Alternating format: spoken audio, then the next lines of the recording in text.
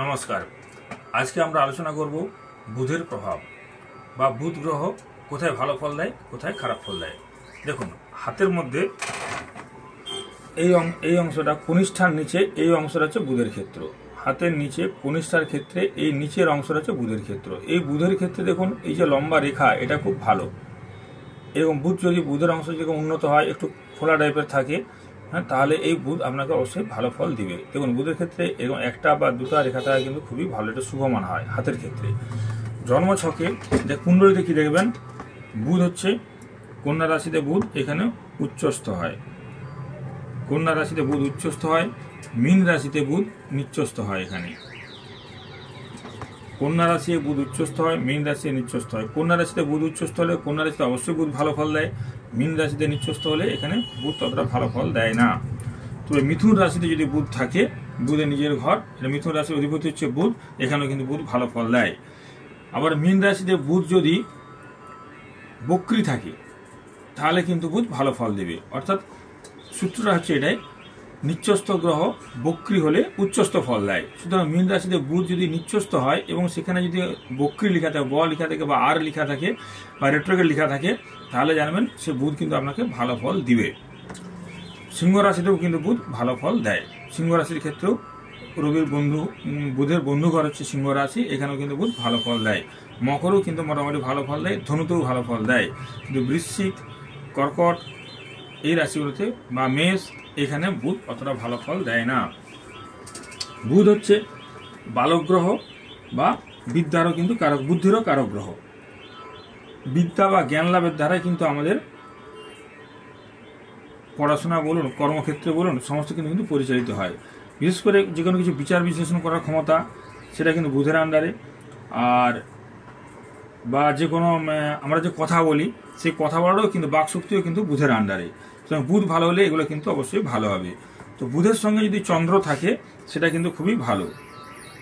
বুধ চন্দ্র যোগ, এটা কিন্তু খুবই ভালো। অবশ্যই বুধটা শুভ হতে হবে এবং চন্দ্র কিন্তু শুভ হতে হবে, তাহলে এরা খুব দারুণ বুদ্ধিমান হবে। বুধ চন্দ্র যোগে খুব ভালো বুদ্ধিমান হয় এবং এরা খুব মেধাবীও হয়ে থাকে। আমরা জানি যে রবি হচ্ছে কিন্তু আত্মার কারক গ্রহ, চন্দ্র হচ্ছে মনের কারক গ্রহ, বুধ হচ্ছে কিন্তু বুদ্ধির কারক গ্রহ। রবি আত্মার কারক গ্রহ, চন্দ্র মনের কারক গ্রহ, সেরকম বুধ হচ্ছে কিন্তু বুদ্ধির কারক গ্রহ। এই রবি চন্দ্র বুধ যদি কারো একসঙ্গে থাকে, তাহলে সে কিন্তু জীবনে যথেষ্ট উন্নতি করে বা তার যথেষ্ট ভালো অবশ্যই হয়। চন্দ্র বুধের যদি শুভ যোগ থাকে, তাহলে কিন্তু তার স্মৃতিশক্তি প্রচণ্ড হয় বা স্মৃতিশক্তি খুব প্রখর হয়ে থাকে। আবার আমরা জানি যে হস্তা নক্ষত্র হচ্ছে চন্দ্রের নক্ষত্র। এই চন্দ্রের নক্ষত্রে যদি বুধ থাকে, সেই ব্যক্তি ইঞ্জিনিয়ার হয়। চন্দ্রের নক্ষত্র হচ্ছে হস্তা নক্ষত্র। এই হস্তা নক্ষত্রে যদি বুধ থাকে, দিয়ে যদি বুধ যদি কেন্দ্রস্থ হয়, তাহলেও কিন্তু সেই ব্যক্তি ইঞ্জিনিয়ারিং হওয়ার যোগ বেশি থাকে। তো রবি বুধ বুধায়িত্ব যোগ ভালো ফল দেয়, কিন্তু সব রাশিতে রবি বুধ বুধায়িত্ব যোগ ভালো ফল দেয় না। বুধায়িত্ব যোগের ভালো ফল পাওয়া যায় মেষ রাশিতে, এখানে মিথুন রাশিতে, সিংহ রাশিতে এবং কন্যা রাশিতে আর ধনু রাশিতে।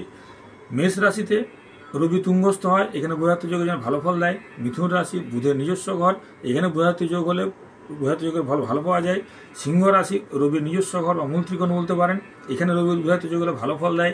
কন্যা রাশিতে বুধের উচ্চক্ষেত্র, এখানে কিন্তু বুধায়িত্ব যোগ ভালো ফল দেয়। এবং ধনু রাশিতেও এখানে রবি বুধ বুধায়িত্ব যোগ কিন্তু ভালো ফল দেয়। যদি বুধায়িত্ব যোগ ছকের মধ্যে থাকে, রবি বুধের ডিগ্রি যদি 8 ডিগ্রির বেশি থাকে, রবির থেকে বুধের ডিগ্রি হতে হবে 8 ডিগ্রির বেশি হতে হবে।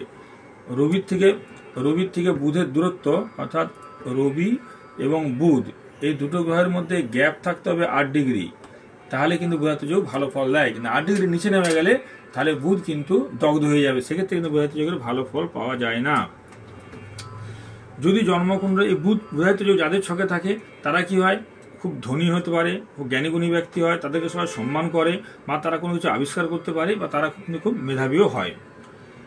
আর জন্মকুণ্ডলীতে লগ্ন থেকে যদি ধরুন কারো মেষ লগ্ন হয়, তাহলে ধরো অষ্টম ভাব হচ্ছে বৃশ্চিক রাশি, অষ্টম ভাব, তাহলে অষ্টম ভাগে যদি বুধ থাকে, বুধায়িত্ব যোগ হয়, তাহলে জাতকের কিন্তু তীর্থক্ষেত্রে মৃত্যু হয়।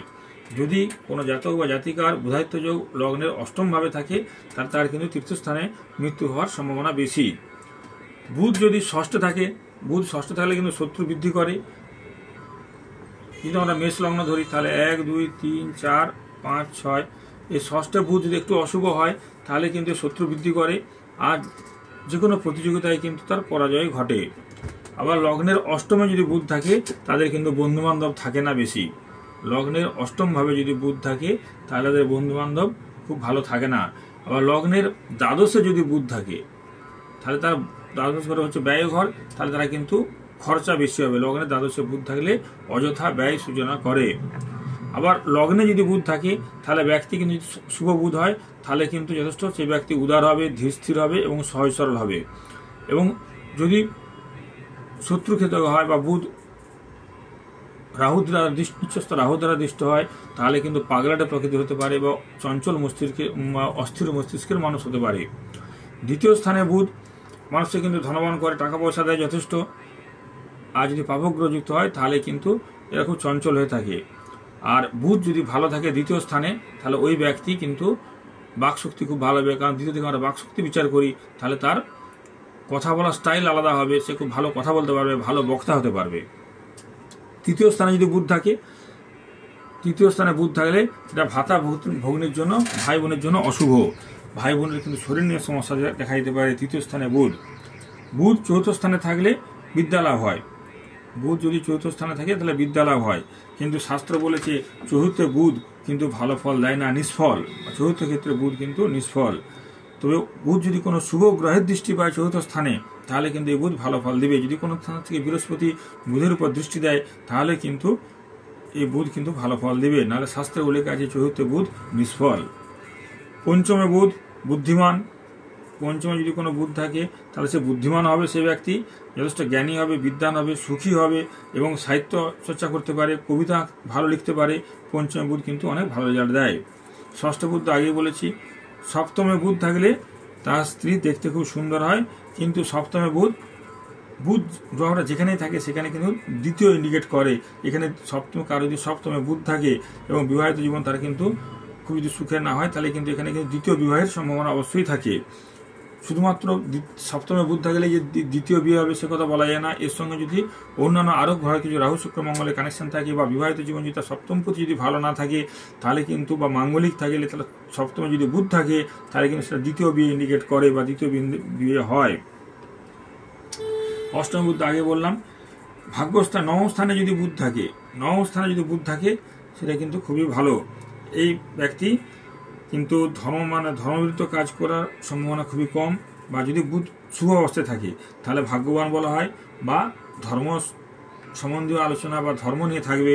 কিন্তু বুধ যদি রাহু দ্বারা দৃষ্ট হয়, বুধ যদি অশুভভাবে থাকে তাহলে কিন্তু এই জাতক বা জাতিকা কিন্তু বিপদগামী হতে পারে এবং কিন্তু সে ধর্মের বিরুদ্ধে চলে যেতে পারে। বুধ যদি কর্মস্থানে থাকে, দশমভাবে যদি বুধ থাকে, দশমে বুধ থাকলে ক্লার্কের সম্ভাবনা, ক্লার্ক বা বুধ হচ্ছে ক্লার্ক জাতীয় চাকরি ইন্ডিকেট করে বা ক্লার্কের কাজ হতে পারে। বুধ হচ্ছে যদি ভালো নক্ষত্র পায় তাহলে ইঞ্জিনিয়ারিং কাজ হতে পারে। তাহলে এইসব কাজের দ্বারা তার জীবনে উন্নতি হতে পারে। বা কোনো ব্যবসা করলে কোনো খাতা বই জেরক্স বা প্রেস এই জাতীয় ব্যবসা কিন্তু ভালো হতে পারে। বা এরা কিন্তু এই দশমে বুধ শুভ হলে ভালো, অশুভ হলে কিন্তু খারাপ ফল দিবে। আর একাদশে বুধ, একাদশ স্থানে যদি বুধ থাকে একাদশ মানুষকে কুটবুদ্ধি সম্পন্ন করায় বা ভোগশক্তি বাড়ায়। তার ন্যায়নীতিবোধ অতটা কুটবুদ্ধি হবে, তার মধ্যে ন্যায়বোধ থাকবে, ভোগশক্তি থাকবে। তো রবি যদি শুক্রযুক্ত হয়ে যায় তাহলে কিন্তু, রবি যদি শুক্রের সঙ্গে তা থাকে তাহলে কিন্তু ভালো ফল দেয়। রবি যদি শুক্রের কম ডিগ্রির মধ্যে থাকে তাহলে কিন্তু অতটা ভালো ফল দেয় না। এইভাবে আমরা বুধ গ্রহ বিভিন্ন ছকে বিভিন্ন জায়গায় শুভ ফল দিয়ে থাকি। নমস্কার।